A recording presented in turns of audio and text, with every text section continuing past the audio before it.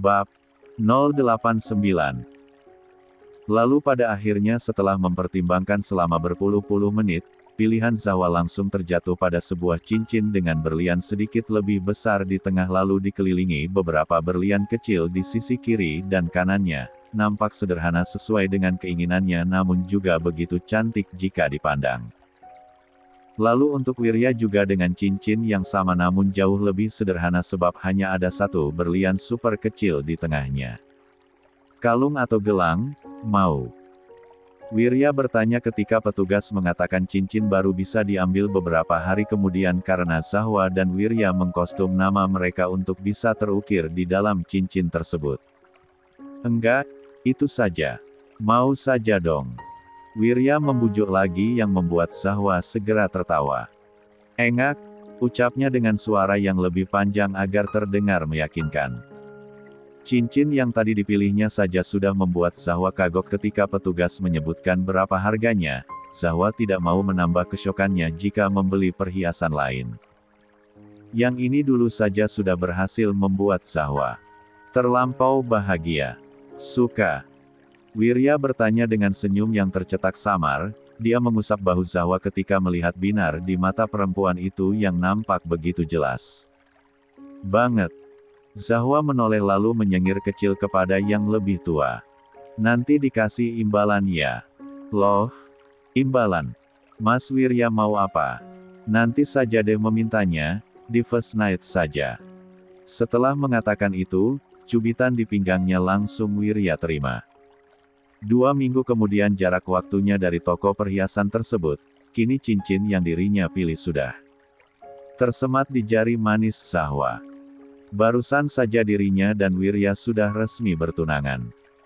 Zahwa menatapi jarinya tanpa henti dengan pikiran yang melanglang buana ke segala hal yang ia lewati setibanya kepulangan dari Bali. Semuanya terlalu satset. Zahwa saja merasa waktu begitu cepat berlalu karena ada banyak sekali hal yang ia kerjakan. Mulai dari mendatangi Bunda Lia di panti bersama orang tuanya, merasakan suasana haru biru di tempat itu ketika pada akhirnya Lia secara resmi melepaskan Zahwa ke orang tuanya namun Zahwa tetap berjanji akan mendatangi Lia juga adik-adiknya selama beberapa bulan sekali karena toh ada bakery yang harus ia urus meski sekarang sepenuhnya kuasa ia berikan kepada Arga sedang Zahwa akan memantau mulai dari jauh sekarang.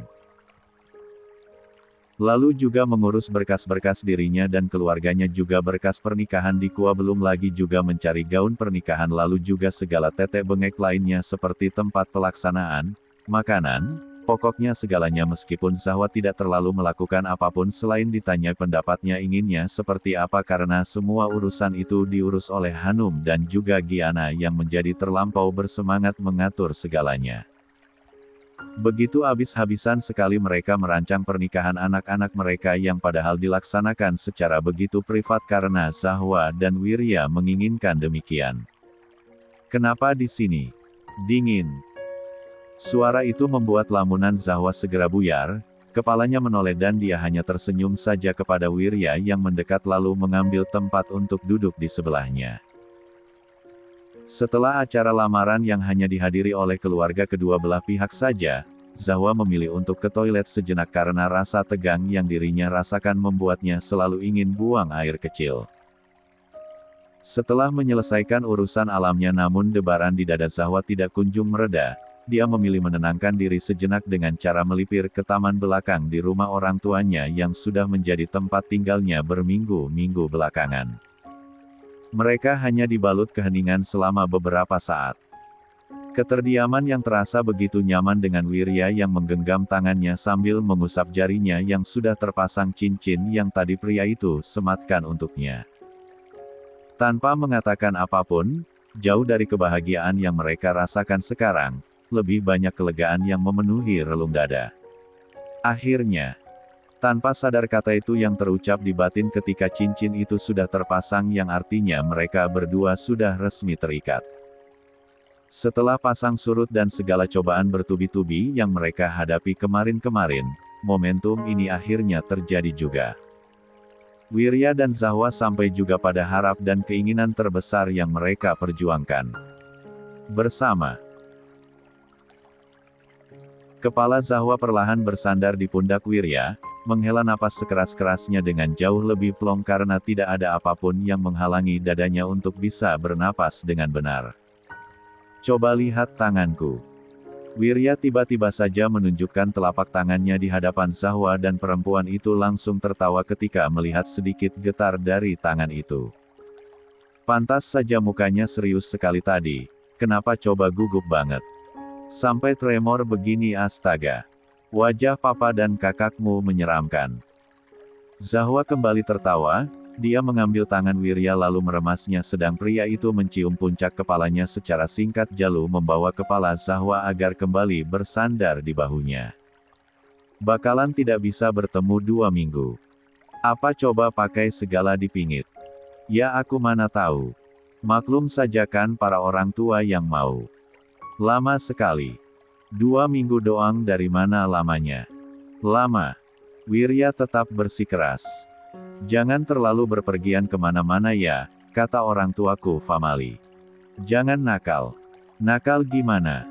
Aku saja kalau pergi kemana-mana sejak kemarin selalu bareng keluargaku. Jangan terlalu menghubungi Arga. Nah kalau yang itu enggak bisa, harus setiap hari kan aku harus memantau bakery. Wirya berdecak dan Zahwa kembali terkekeh dibuatnya. Sini, mukanya. Zahwa menegakkan tubuh, menoleh menatapi Wirya lalu tahu-tahu pria itu menangkuk pipinya hingga bibirnya menjadi agak mengerucut lalu memberikan kecupan-kecupan kecil di wajah Zahwa dan melakukannya berulang-ulang kali di bibir Zahwa. Pernikahannya dimajukan seminggu lagi bisa tidak ya? Jangan ngaco, segalanya kan sudah dipesan sesuai tanggal, jawab Zahwa geli. Selalu begitu ucapan Wirya sejak kemarin-kemarin. Masih dengan kedua tangan yang berada di pipi Zahwa, Wirya menatapi yang lebih muda dengan begitu dalam. Helaan napasnya berhembus panjang. Aku sayang sekali dengan kamu sampai tidak tahu harus mengungkapkannya bagaimana. Ya. Tubuh Zahwa menegang, serangan kalimat pernyataan frontal dari Wirya langsung saja membuatnya terkaget-kaget karena dia tahu sekali Wirya bukan tipe orang yang bisa dengan gamblang mengucapkan sesuatu. Seperti itu, Wirya selalu menggambarkannya dalam segala tindakannya. Diberitahu akan sesuatu yang seperti ini, Zahwa menjadi tidak tahu harus bereaksi bagaimana. Tolong bahagia hidup denganku ya, Zahwa. Ucapan Wirya begitu lirih, seolah datangnya dari lubuk terdalam hatinya. Jangan sedih-sedih lagi, maaf atas segalanya ya. Kali ini aku benar-benar berjanji tidak akan memberikan kesusahan di hidupmu lagi. Wirya mencium dahi Zahwa sekali jagi lalu menarik tubuh yang lebih kecil ke dalam pelukan. Benar-benar tidak mampu mengungkapkan apapun lagi akan perasaannya yang terlalu tumpah ruah di dalam dada. Ini gawat. Sebenarnya karena Wirya sudah merasa terlalu ketergantungan kepada Zahwa. Tapi mau bagaimana lagi? Dirinya benar-benar tidak bisa menahan perasaannya sendiri. Li, sebelum ke butik, kita mampir ke coffee shop dulu ya. Iya, Tan. Boleh-boleh aja. Tante mau beli minum dulu.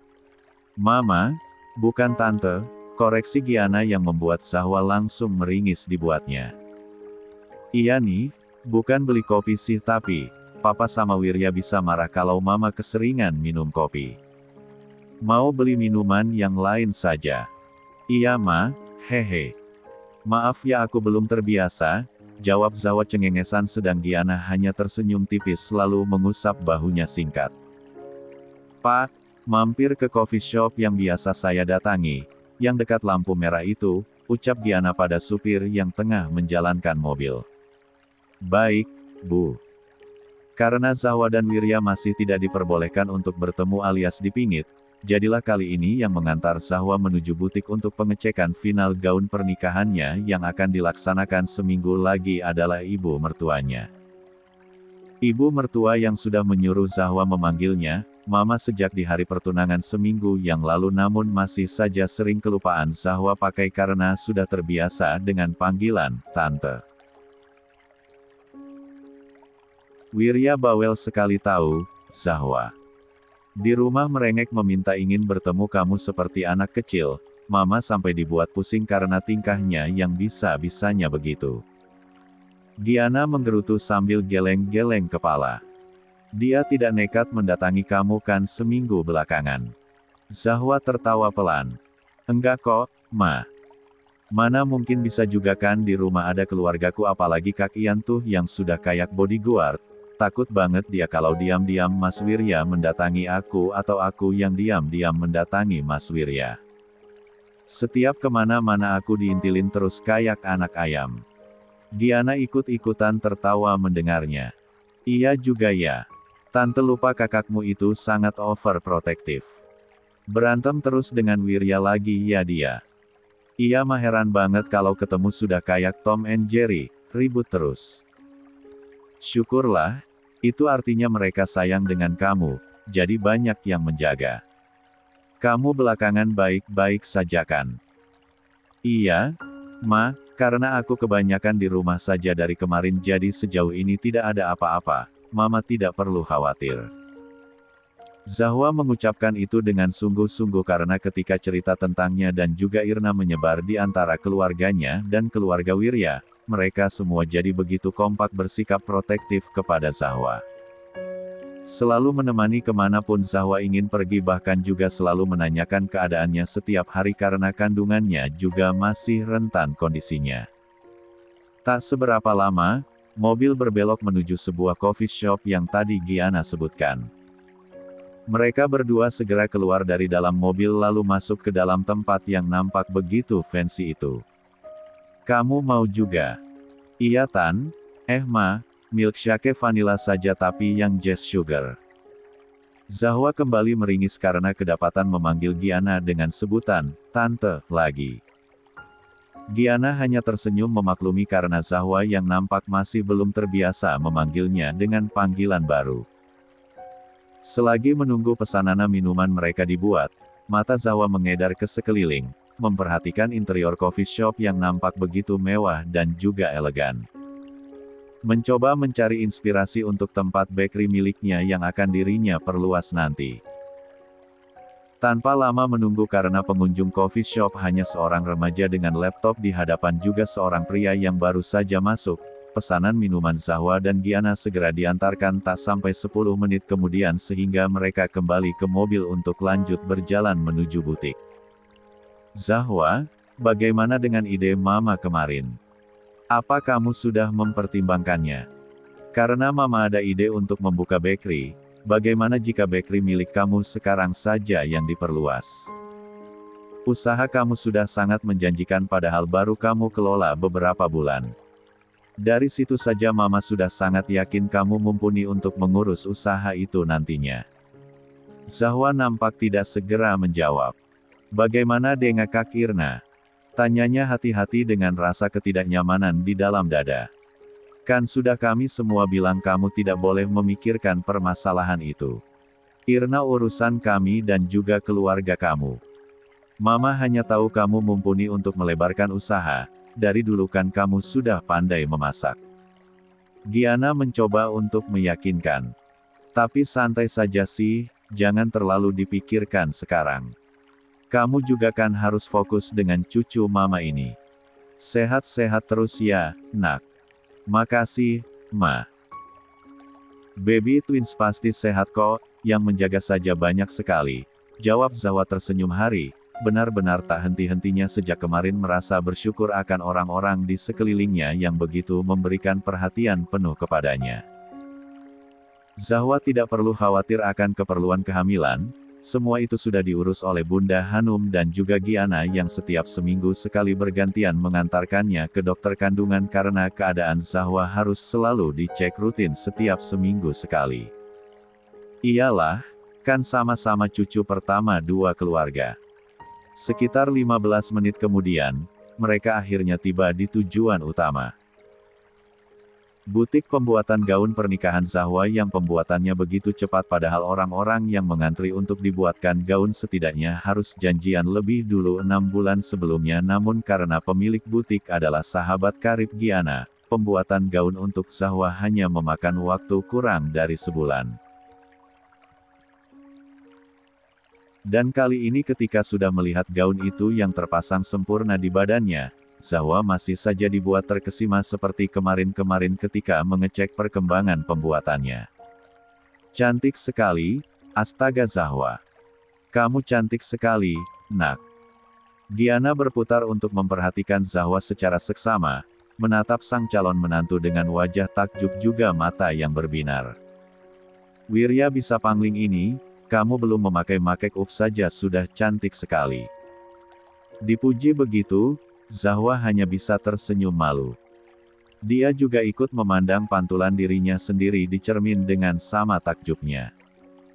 Gaun putih sederhana namun begitu elegan yang menjadi impiannya. Mengekspos bahunya dan juga lekuk tubuhnya memang namun gaun itu benar-benar nampak cantik terpasang di tubuhnya. Bagaimana Jeng? Zahwa. Sesuai dengan yang kalian mau kan? Ya ampun Jeng, sesuai sekali. Mantuku cantik sekali, tidak salah aku meminta kamu untuk membuat gaun. Ini? Iya, Tante. Aku juga sekali. Syukurlah jika kalian suka. Tinggal eksekusi ini kita Jeng. Selagi dua sahabat karib itu saling mengobrol, Zahwa kembali menatapi dirinya di cermin. Selalu begitu, masih ada ketidakpercayaan di dalam dadanya akan apa saat ini terjadi di hidupnya. Masih selalu berusaha meyakinkan diri berkali-kali bahwa ini memanglah nyata adanya. Setelah melakukan pengecekan dengan teliti, Zahwa dan Giana keluar dari butik itu dengan perasaan puas. Giana nampak bahagia sekali, sejak tadi dia tidak berhenti berbicara dengan sahabatnya bahkan sampai sekarang mereka menuruni lantai 2 untuk pulang. Zahwa hanya bisa tersenyum melihatnya, tidak memprotes banyak karena obrolan mereka nampak seru sekali. Selagi mereka mengobrol, Zahwa menatap ke sekeliling di mana gaun-gaun yang begitu indah terpajang di etalase. Ah, melihat butik ini selalu mengingatkan Zahwa akan Renata. Saking masih membekasnya apa yang ia perbuat, Zahwa masih belum mau mencari tahu informasi apapun tentang wanita itu. Zahwa mengalihkan pandangan sambil menghela napas mencoba untuk mengalihkan pikirannya akan sesuatu yang tidak perlu dan di saat itulah matanya bertatapan dengan seorang pria di luar butik yang langsung mengalihkan pandangan lalu pergi begitu saja. Zahwa mengernyit keheranan, merasa familiar dengan pria yang memakai topi itu dan setelah beberapa detik berpikir pikirannya langsung tertuju kepada coffee shop yang tadi dirinya dan Giana singgahi. Ah, pria itu juga ada di sana tadi meskipun secara sekilas saja melihatnya namun Zahwa dapat mengingatnya karena pakaiannya yang serba hitam. Pengalaman masa lalu membuat ketersiagaan Zahwa langsung meningkat drastis. Dia menatapi Giana yang masih asik mengobrol lalu diam-diam mengambil handphone untuk menghubungi Wirya. Hal yang ia lakukan secara rahasia dengan Wirya seminggu belakangan sebab pria itu yang terus-terusan merecokinya karena katanya tidak bisa jika tidak mendengar kabar dari Zahwa meskipun Zahwa melarang keras untuk mereka melakukan sambungan video call. Zahwa, Mas Wirya menyuruh seseorang untuk mengawasiku ya. Sudah Zahwa duga Wirya akan membaca pesannya tak sampai setengah menit kemudian. Dengan resah, Zahwa menunggu balasan dari pria itu. Mas Wirya, iya, sayang. Maaf belum bilang sebelumnya. Apa terlalu kentara? Membuat kamu risih ya? Aku hanya ingin berjaga-jaga saja. Tak urung jawaban itu membuat Zahwa langsung menghela napas lega. Astaga, dia sudah berpikiran yang tidak-tidak tadi. Zahwa, enggak risih kok, cuma kaget saja tadi. Aku kira yang mengikutiku orang jahat. Mas Wirya, bukan kok, aku akan menyuruh mereka lebih tidak kentara lagi biar kamu tidak risih. Zahwa, makasih banyak mas sayang, hehe. Mas Wirya, iya. Kamu masih di butik. Zahwa, iya, tapi sudah selesai kok ini. Sudah dulu ya, Mama mendatangi aku soalnya. Mama keasikan ngobrol, maaf ya. Yuk kita lanjut treatment sekarang. Kamu harus rajin-rajin mempercantik diri, Zahwa. Mama akan dengan senang hati mengantar, biar ikut perawatan juga. Giana menggandeng tangan Zahwa lalu mengajaknya pergi segera. Wajah, najis banget, pucat banget tuh muka.